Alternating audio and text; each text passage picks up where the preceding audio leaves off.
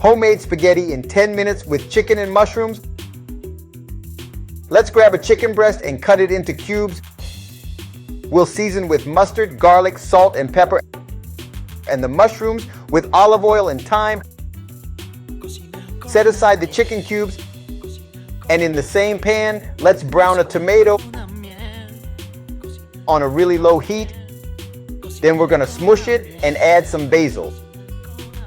When the tomato is all mushed up, we're going to toss in the mushrooms and the chicken cubes again to warm them up and wait for them to get this color. At this point, everything's hot and we're going to add the cream. Let it cook until it starts to bubble on a low heat. Taste for salt. Add some cheese to melt.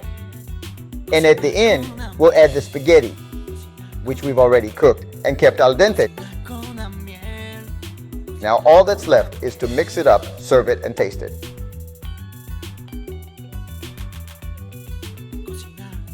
Try it at home. Easy. Tasty, right?